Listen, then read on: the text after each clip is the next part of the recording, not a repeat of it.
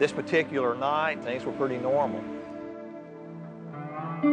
That's just that a person didn't stay focused. Everything was down and you could just feel the steel in the air. It was like you could just know something was wrong. It's the worst thing I've ever seen in my life. Useless. It shouldn't have happened. I've got an image burned into my mind that'll probably be there forever. Someone lost their life for nothing. We lost a friend, and he's missed. Folks miss Eddie.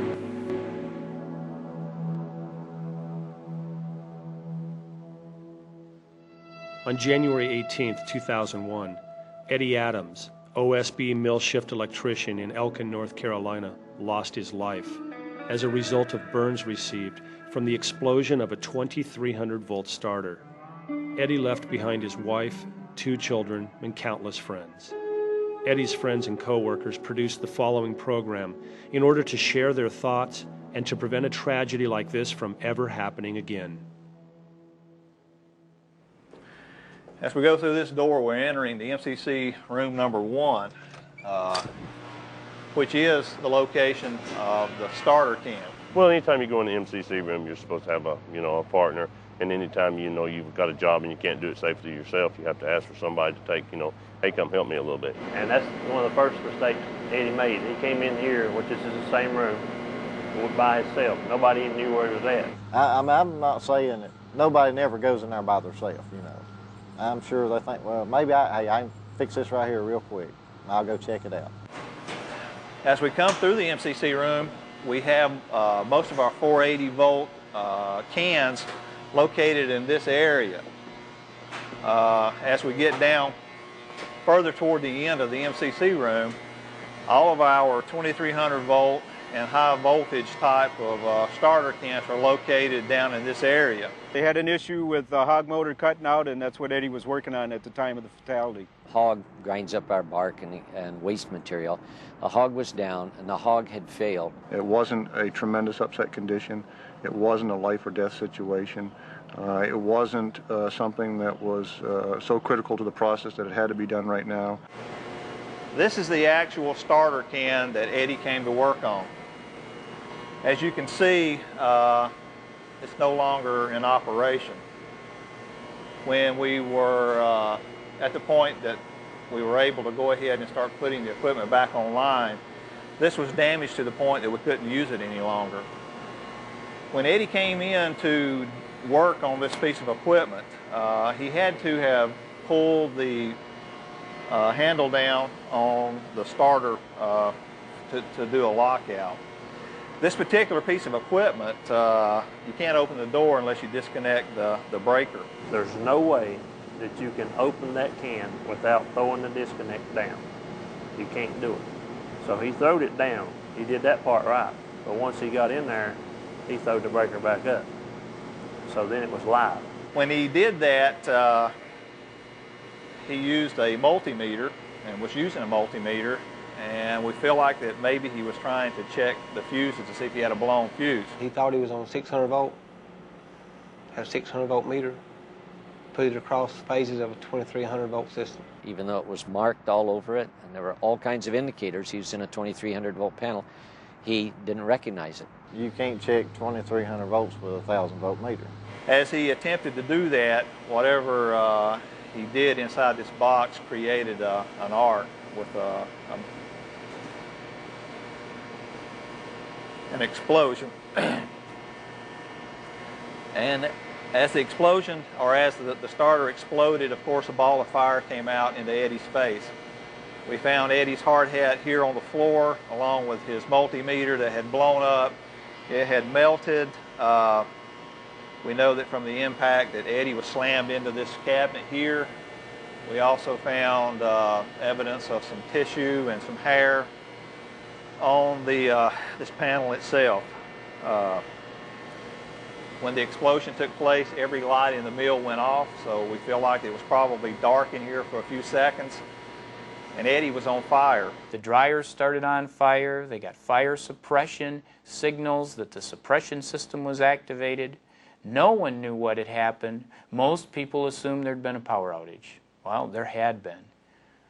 But immediately no one understood that that power outage is because the circuit was shorted through Eddie Adams. Eddie turned at that point and went in this direction. There was a small table-type device sitting here, and it appears as though Eddie either slipped or bumped into the table. We found his watch, we found some coins and some bits of clothing laying on the floor here. So it appears as though Eddie might have slipped and stumbled into this table. He got up and went in this direction, starting towards this door.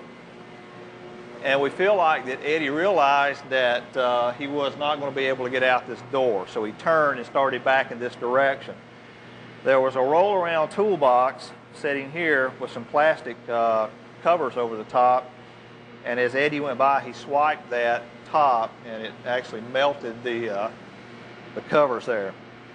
He also started on through here, and again, we found bits and pieces of clothing throughout this area. He opened this door and went out into the blending area. It's pretty obvious to tell what he did. He took his meter, probably laid it on the floor down. He had to squat down more likely, and you can see from the heat right here where the fireball started. He put his meter on there just like that. As soon as he did it, that was it. It blowed. The fireball blowed right there between him. And you can see the heat where it's melted the fuse. It's actually welded the fuses. Here is welded the stabs together. All the fireball was right here in front of his face. And when it blowed up, and the energy from that fireball caught him on fire. And the rest is pretty much history. This guy was burnt plumb out of his clothes. I mean, there was a T-shirt band, the waistband in his belt was all that was on him. I mean, that was all that was on him. He took it upon himself to go in and try and do the last steps of troubleshooting before making a decision to change the motor. And for whatever reason, what he was working on was not foremost in his mind at that time. And what he was doing was not communicated to others, and others didn't ask questions of Eddie. I think in this case we had somebody who was really anxious to help. As the pastor said at the service, Eddie would drop anything to help you. If you needed some help, he would drop whatever he's doing and come over and help you. He'd do that at home, he'd do that in the community, he'd do that all the time. And I think that behavior of I'll run and fix it, I'll take care of it, because I know what to do, I'll run in there and I'll fix it, is a behavior that we have to watch. As he came through the door, it appears as though he slipped again. We also found some fluids, body fluids, some skin, and again, pieces and parts of his clothing. He proceeded to go up next to the form line and down the form line. And of course, as he was going down the form line, it was still dark. And in different spots along the form line here, we found bits and pieces of his clothing. You know, some of them told me that they had seen him from,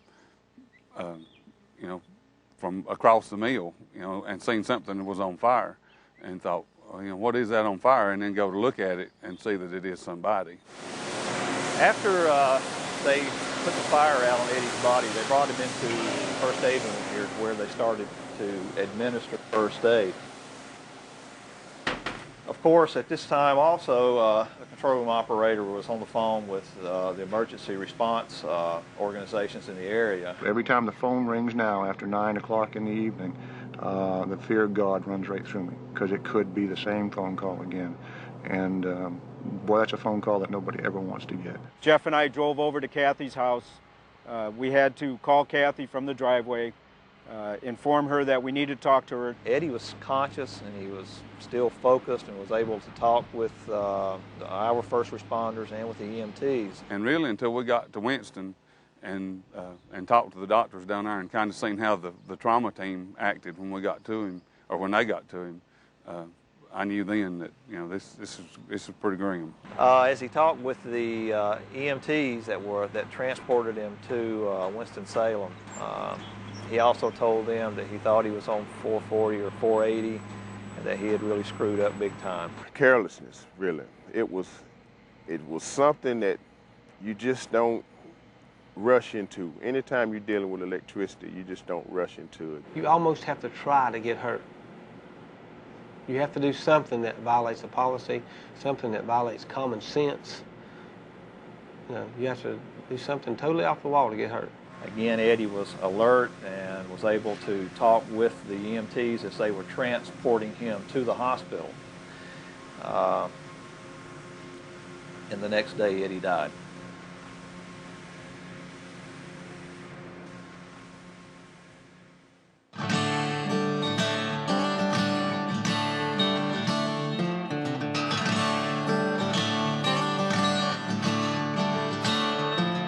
Elkin said, no, don't come. We don't want anything to do with the film. Leave us alone, let us be. Don't invade us. And when they thought about it and they realized that there might be a little window to help the rest of the company and the people we care about from going through this, they said, okay, I'll take some more pain. If by doing the video, if we can prevent one mill or one person from having a tragic event similar to this one, then it's been worthwhile. But I thought maybe if I could just say anything to help somebody in safety, just think twice about something before you do it. Am I ready to be focused? Am I ready to go in and do my job and do it safely so I can go home at the end of the day and get in as good a shape as I was when I got there? Someone lost their life for nothing. That they lost their life for nothing. And I don't want that to happen again. Not to anybody. Not at my facility or anybody else's facility.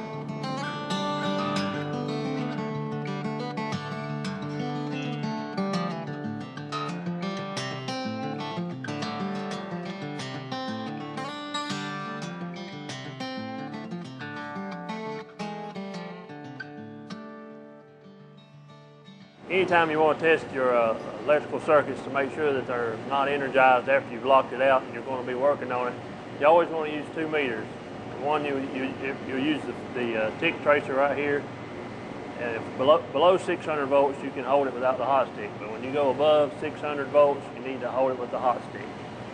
And also use a second meter anytime on 480 or below that. Once you get above 600, then you're going to want to use this hot stick always. You're going to want to wear your proper rated gloves and your face shield.